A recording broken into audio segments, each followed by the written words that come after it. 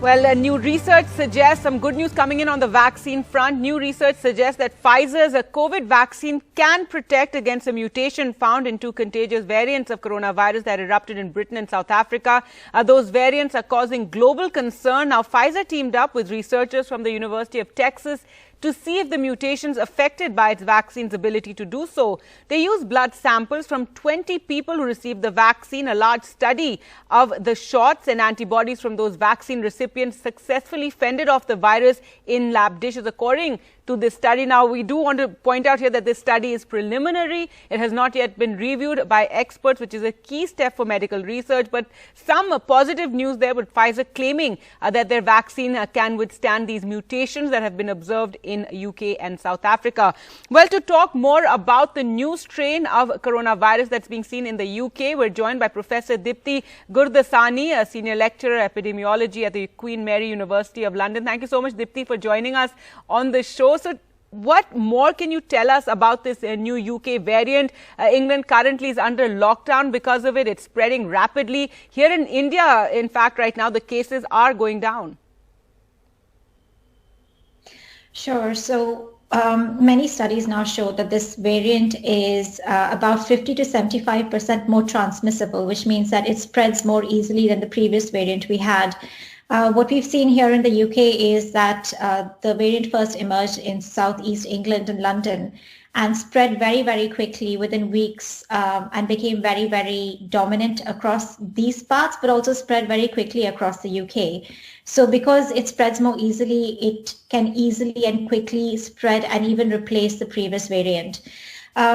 What we've really seen is a difficulty with controlling this variant, even with restrictions. So, for example, we had a lockdown in the UK in November, which was quite strict, except schools were still open. And during this lockdown, we were still seeing a rise in case numbers very rapidly in the parts of the UK where the new variant was present.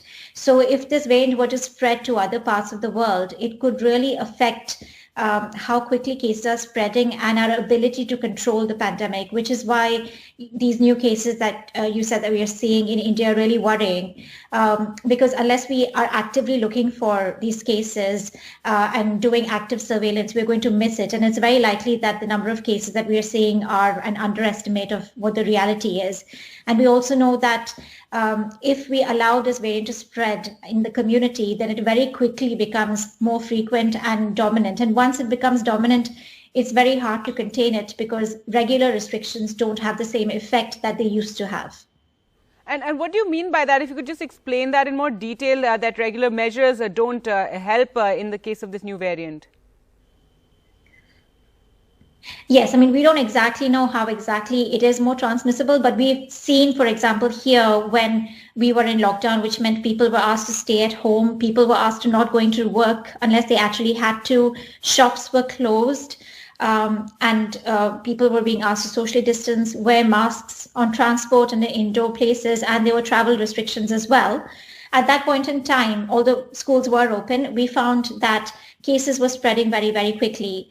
So the R number, which is how quickly cases spread, was at 1.5 for people who had the new variant, which kind of shows that even things like social distancing become less effective when the virus can transmit more easily. And what about the South African variant? That's the other worry. It seems to have a higher viral load, which is another thing that is very concerning. So first, I want to say the UK strain so far, that the data that we have suggests that even though it transmits more easily, it doesn't increase, for example, the rate of hospitalization and death. So it causes similar severe disease to the previous disease. But that doesn't mean it's not dangerous, because obviously if we see more cases, even if it has the same fatality rate or the same rate of dying, we will see many more deaths. So it's still very worrying. The South Africa variant we know much less about compared to the one within the UK. What we know is that it's a new variant that's arisen with South Africa that has a few mutations in common with the UK variant. And we know that it spread very, very quickly across South Africa at a time where we saw the second wave in South Africa. So it's been linked to the increased transmission, the second wave. We don't exactly know if it is more transmissible and how much more transmissible it might be. What's concerning scientists seems to be a few mutations in this variant that seem to change the protein of the virus that binds to human cells. So it's the part of the virus that infects human cells and allows the virus to infect us that's slightly changed. And changes in this have led to concerns that vaccines may possibly be less effective against this particular strain. We don't know this right now, and it's still very likely that vaccines will be highly effective because small changes in the virus protein don't usually change effectiveness of vaccines. But because in the laboratory we've seen that this particular strain is able to some extent, escape the immune response to the previous strain, we are worried about vaccine effectiveness, and that's an area that is being actively studied right now because it's very important to know this. Now, some researchers are also claiming that it could be because of plasma therapy treatment or monoclonal antibodies, a treatment that may be the reason for this mutation. Viruses mutate. What we've seen in this particular virus is it has 23 differences relative to the previous or the original strain, and mutation at this rate is quite unusual. And one of the theories that people have put forward is that this virus developed because people who had a more compromised immune system and difficulties with clearing the virus were given antibodies from other people who had previously been infected, which we call convalescent antibody therapy. And this sort of put pressure on the virus, which meant that the virus with mutations that was able to escape these antibodies became more dominant in these people who had virus for a long period of time. And we have seen this actually in one case, and it has been described, the emergence of some mutations within the strain in a person who was immune deficient, who was given antibody therapy. So we don't exactly know how this strain came to be, but this is one of the theories because this strain is very different from the strains we've seen before, and the mutations seem to have developed faster than we expected. Right. Dipti, thank you so much for speaking to us here on the show today. Well, worries over the UK strain, and at this time when there are worries about its spread, as you can see in England and in other countries, India has resumed flights from the UK. An Air India flight from UK landed in Delhi with 246 passengers on board amid these concerns about the mutant, fast-spreading strain of COVID that has emerged in Britain. Another flight is going to land in Mumbai as well today, and this will be reviewed on the 23rd, is what the Indian government has said. Now, all passengers arriving from UK will have to undergo mandatory RT-PCR tests as well in the UK as well as in India. They'll be in home isolation if they test negative for the test for coronavirus. In Mumbai, though, there is a mandatory isolation, and flights from India to UK, in fact, restarted on Wednesday, even as the number of people who've tested positive for the new UK variant in the country has currently climbed to 82. So 82 people have been detected with the new UK variant of coronavirus. Well, to talk more about this, we're now joined by Dr. Arvind Kumar, Chairman, Institute of Chest Surgery, Medanta Hospital. Thank you, sir, so much for joining us. First and foremost, sir, if you could tell us, are you concerned about, the government allowing flights from UK to, come and passengers to return from the UK? They're saying they're going to test them, and but we do know that even so, sometimes, even if you test, the virus can show up after a few days. First of all, thank you very much for having me on the show. Thank you. And the concern actually is very much there. And there are three reasons for this concern. One is that these people are having their RT-PCR test. As we all know, RT-PCR is about 70-75% sensitive, which means that if you have this testing done in 100 people who are truly positive, the RT-PCR is likely to give you a positivity in about 75%, 20-25%, and this figure varies from lab to lab, but around 25% may actually be true negative or rather false negative, because they are positive but they are reported negative. Now these people are actually carrying the coronavirus but will test negative and will be allowed to go out. So this is one segment where this problem will occur. The second thing is that, of course, it's not a reflection on the security system, but time and again we have heard people land and somehow bypass the system and disappear. And we already know that out of the flights which landed in the first few days after this crisis became evident, there were about 10% of those people who are still untraceable. Their mobiles are switched off. And these people are a serious threat to the society, and they may just lead to explosion of this dangerous strain in the areas where absolutely, they go. doctor. And at a time when, the cases are coming down in the country, also there seems to be a lack of transparency on the government front. So how's the public expected to trust these protocols? For example, earlier the government had said that 33,000 passengers had arrived from the UK since mid-November and that they would be traced and tested. But so far, we've not heard anything about it.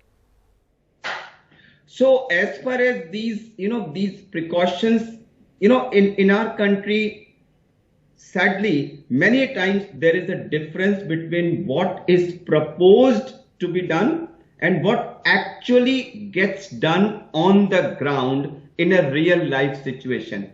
The whole flight arrived. There are about 300 odd people who alighted. Some of them will be VIPs. Some of them will be connected people. They'll be making calls, or I need to get out fast, and holding them back there for the period. There are practical issues where some of the people may actually bypass the best made setup there and be able to exit carrying coronavirus. We are in a very unique and advantageous situation where, as opposed to the US and Europe where the numbers are rising, we have numbers coming down to really manageable limits. In the hospital now, I am happy to report that ICU beds are now lying vacant. It's a happy situation to see those corona beds lying vacant and patients not being there. Against this background, allowing this strain could lead to some kind of a resurgence, and if this new strain was to lead to a resurgence, I think it will be a far more dangerous situation, which can be really avoided by very strong precautions today, even if they cause inconvenience to few people. Absolutely. Thank you so much, Dr. Arvind Kumar, for speaking to us on the show today. Now let's focus on the fact that a second dry run is taking place in the country to see the best ways to vaccinate people and plug all the loopholes in the logistics and training that is taking place. So this dry run is taking place in 737 districts across the country today. The health minister is in Tamil Nadu, and when NDTV Sam Daniel asked him about when can the vaccination begin, because remember it's expected to start next week, here's what he had to say. Sir, anything on when the vaccines will be rolled out, sir? Anything on when the vaccines will be rolled out? We'll let you know as soon as the final date is decided. We'll let you know everything. Well, to talk more about the vaccine dry run, we're joined by Dr. Bishnu Panigrahi, Group Editor, Group Head, Medical Strategy and Operations Fortis Healthcare. Thank you so much, Doctor, for joining us. Thank you. First and foremost, we do know earlier there was a dry run on the 2nd of January. Now today this dry run is taking place, and there were certain challenges and issues found in the first round, and hopefully today these will be ironed out. If you could tell us more about that. On behalf of Fortis Healthcare, thank you, Gargi, and thank you, NDTV, for giving us this opportunity. As you have read about it, the dry run has started. The government has made extensive preparations. And one of the reasons of having these dry runs is that the more you practice, the better you get at. So, in fact, a lot of hospitals have been identified. The government is spearheading this, and they'll be also co-opting some private hospitals also. Some of our hospitals of Fortis Healthcare have already been sounded. Some have been visited. And in parallel, we are doing the dry runs as per the government guidelines. So, in other words, the preparations are on. And one of the most important things is that, like the CoWIN, you must have heard about the CoWIN app.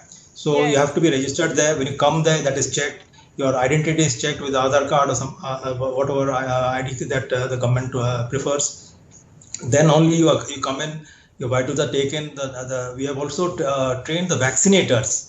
In every hospital, the vaccinators are very important. They have been trained on how to prepare the patient, how to take the drugs, how to vaccinate. And then after that, the most important part after that is that after the vaccination is over, we need to keep them for about 30 minutes just for observation, because sometimes adverse reactions may occur.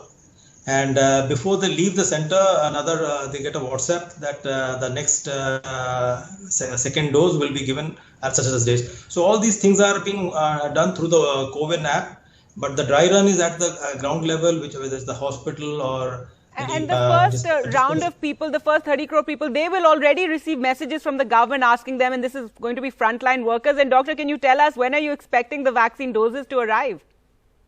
See, we don't know the exact date, but whatever we are looking at is that sometime next week, because you would have heard about it that across the country in multiple locations, the vaccines are going to be stored. For example, North India, it's Karnal, Shimla, West it is, in other places I looked at it, whether it is in Kalimpong, Wellington. So they have identified various locations across the country where they'll be storing the vaccines, and from there they'll transfer it to different areas down the line, so that the cold chain is maintained right down to the small towns in the districts, to the villages, and even the primary health centers also are being looked at whether they can be the focus. So they are replicating the vaccination program that we have successfully carried out, whether it's the polio, measles, which is globally appreciated on a larger. Right. Well, thank you so much, Dr. Bishnu Panigrai, for speaking to us. And yes, the hope is next week the vaccination program will begin in the country. With that, time for us to slip into a short break. On the other side, we'll focus on the situation in Germany. Stay with us.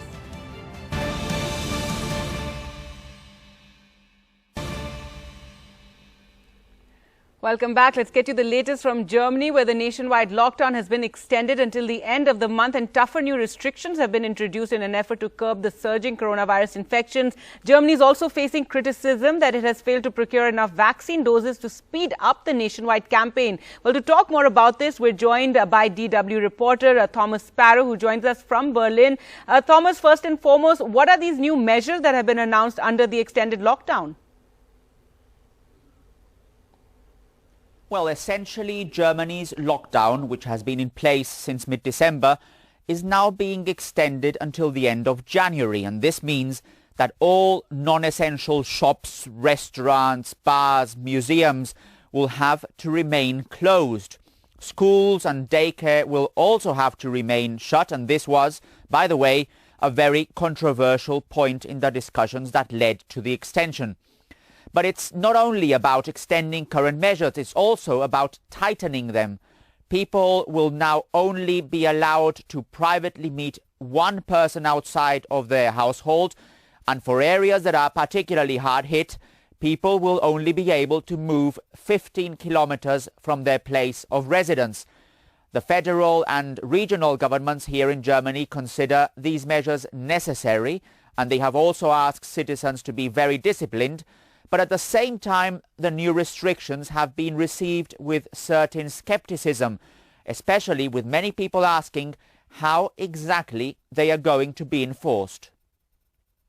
What exactly went wrong? Germany, after all, during the first wave of the pandemic, was seen as a good example of how to deal with the virus.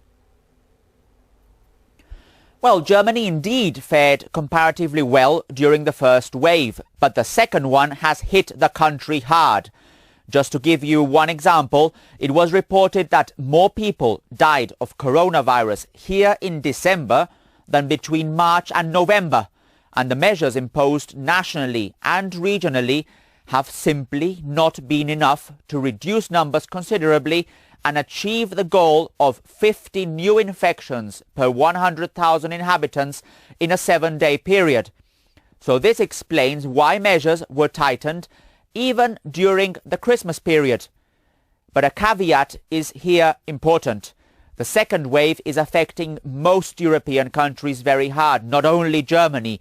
So this also has to be understood in a broader perspective as a problem that European leaders are also trying to resolve together, for example, through a common approach towards the procurement of vaccines.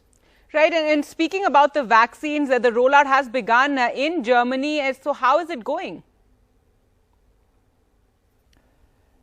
There is a growing debate here in Germany about the way the vaccine is being rolled out in the country. The vaccine, and this is important to stress, was mostly procured at a European level and it is being distributed to the different EU member states. The German government has defended this approach and it has stressed the importance of working together with other countries to tackle a global challenge. But some of Germany's regions have criticized that the rollout process has been too slow and that they are not receiving enough doses. For some, it's especially difficult to understand how there have been procurement or distribution issues for a vaccine which was in part developed right here in Germany. And moreover, some are also skeptical of the effects of a vaccine which was developed very quickly. But in general terms, the vaccination program has been met with hope as the beginning of the end of the pandemic. And in fact, more than 300,000 people have already received the first dose right here in Germany. All right, Thomas, thanks so much for joining us from Berlin. And we're waiting for the vaccine program to begin here in India, hopefully next week. Well, that's all the time we have on the show today. Thanks so much for watching. Goodbye.